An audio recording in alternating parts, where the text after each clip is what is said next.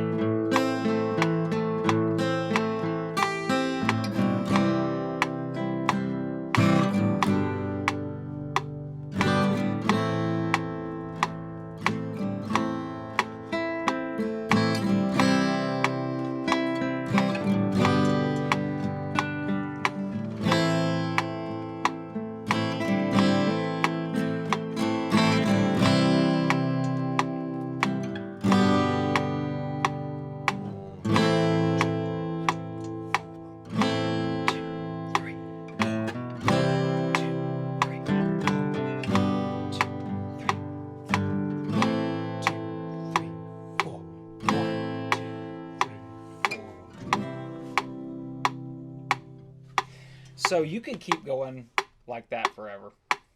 Well, that's what this does, right? The old It's metronome. hard to stop. It's hard to stop, yeah. It's kind of funny.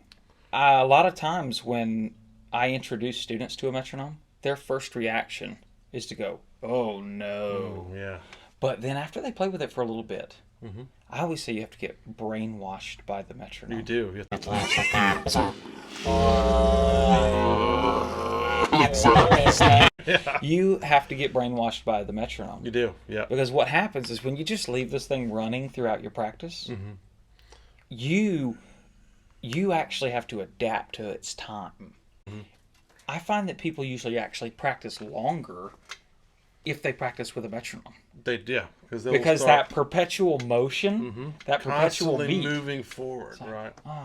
And what is the metronome doing? It's just keeping the tempo of the song. Keeping the tempo, keeping the time. What is the tempo? I like to say that's their heartbeat. Yeah. You know. Yeah. And if you think of that with music, you know, as soon as your heart stops, Yeah. what happens? You know, as soon as the time stops, It's over, right? It's you the know, pulse. The song is done. Yeah. Yeah. So in music, the most common time signatures are 4/4 and 3/4. And what a time signature is just a way of keeping track Of counting those beats, right? Right, keeping We track got of the this- beats as we they got go by. this succession. Yeah. We're counting. You know, 1, 2, 3, 4. Yeah. You know, 4 is a very symmetrical number. It is. It's a square. It's a square. You know what I mean? Yeah. And this is why in the old days of marching band, we referred to 4/4 time as a march. Right. But the other time signature that's really common is 3/4. 3/4. Right.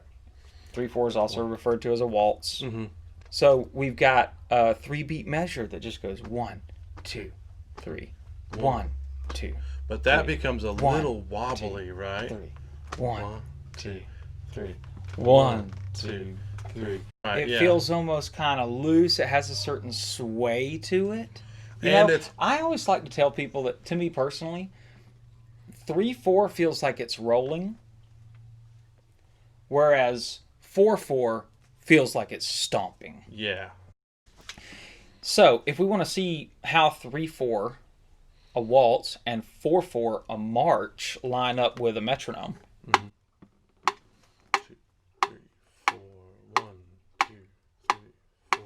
1, 3, 4. 1, 2, 3, 4.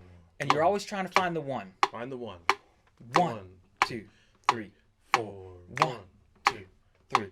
4. 1. Drummers are always looking for the one. If they can't find it, Yeah. you're in trouble. You better find a new drummer. 1, 2, 3, 4, 1. So I always call Or it the just- big beat. The big beat. Or That's 1, 2, 3. 1, 2, 3. 1, 2, 3. 1, 2, 3, 1, 2, 3, 1, 2, 3, 1, 2, 3, 1, 2, 3. Makes me think of this. 2, 3. Yeah. So this is how you feel a waltz. And one of the main things you want to do when you're trying to feel 4/4 or a waltz is just find the one. Find the one. If you know where one is at, you've got the time signature. You're going to be fine. Really, actually, a really good thing to practice. Listen to the radio, or anytime you listen to a song. Count. Yeah. You're driving in your car, or riding the car with your parents. Songs on the radio. Try to find the one. One. You can tap on your leg. Yep. While you're just listening to your music on your phone. Yep. Okay, so you've got this exercise called closing the gap. Right. It's pretty cool. I want you to explain, to everybody that's watching how this works, because this could really help you learn your chord changes with a metronome. With a metronome. So it kind of combines quite a few things into one. Yeah. Again, it's finding the one, like we were talking about, right? Okay. So I like to do this. You can pick any two chords, really. Let's just do like C and G. Okay. Simple ones, right? And C and G is a good one because a lot of people have hard time switching from C to G, right? Yeah. But what we're going to do, we're just going to count, 1, 2, 3, 4, 1, 2, 3. And we're going to strum just on the one. We're strumming just on beat 1. Just beat 1. 1, 2, 3, 4. 1, 2, 3, 4. 1, 2, 3, 4. Now, what you want to try to do here is get to that next chord on the one, right? 1, 2, 3, 4. And what this kind of does, it gives you about a few beats to get to that next chord, right? 3, 4. And then what we want to do as we get better at that is close that gap. So then what we'll do is add the 2 in there. So we'll go 1, 2, 3, 4. 1, 2, 3, 4. 1, 2, 3, 4. 1, 2. And we'll go like one that. more. Yeah, we'll go 1, 2, 3, 4. 1, 2, 3, 4. 1, 2, 3, 4. Right. 3, 4. Until you're comfortable doing all 4 of them like that, So that is honestly a really good exercise. I mean, just trying to say, hey, all right, if I strum a chord for 4 beats and let it ring, can I switch to the next chord on beat 1 of the next measure? Yeah, get to that. And then you give yourself less and less time to make that transition. And there's another thing too. The tempo. I always like to start at a slow tempo. Yeah, honestly, that was a kind of quick tempo.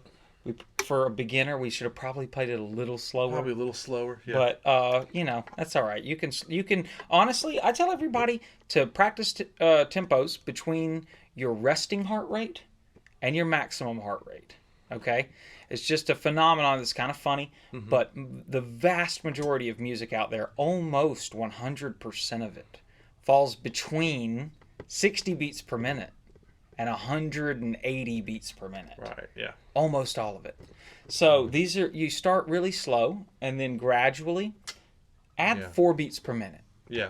Add 6 beats per minute. Just a little bit, You barely notice or almost don't notice that change at all. Feel it. Now, sometimes it's good to go like 10 or 15. And push yourself. Just to be and to feel that change, because then you're going to really notice that's a different speed right there, yeah. I always tell people when they're practicing with a metronome, the best thing to do is find a tempo that you struggle at.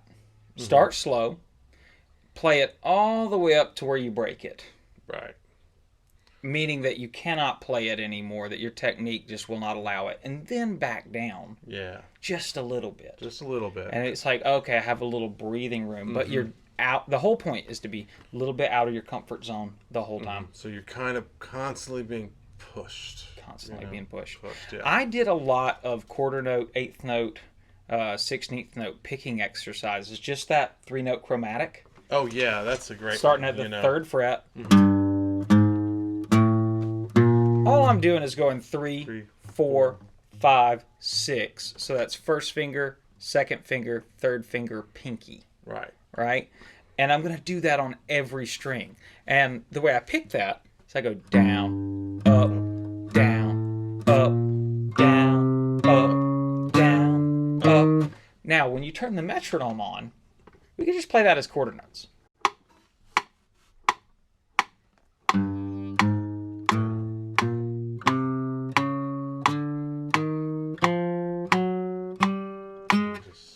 And that's Staying with that. just 1, 2, 3, 4. 1, 2, 3, 4. Now, if we were going to subdivide that beat farther, we would say, okay, well, instead of putting one pick stroke on every click, let's see if we can fit 2 pick strokes inside of every beat. Yeah. So it goes.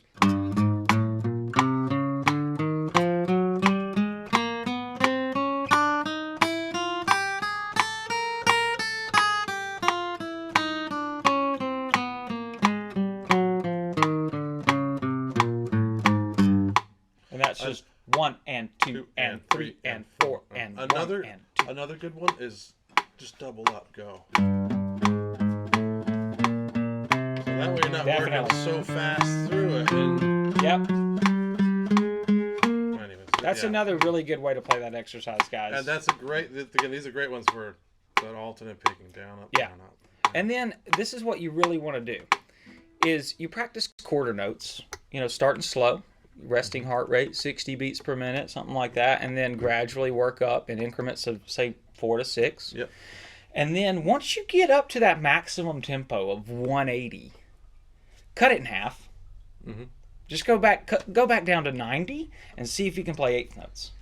And if you can get up to 180 at playing eighth notes, cut it back down to 90 and play 16th notes. 16th notes, And right. keep subdividing the beat. So at this same tempo marking, I don't even know what the tempo's at right now. But if we're going to play 16th notes, we go.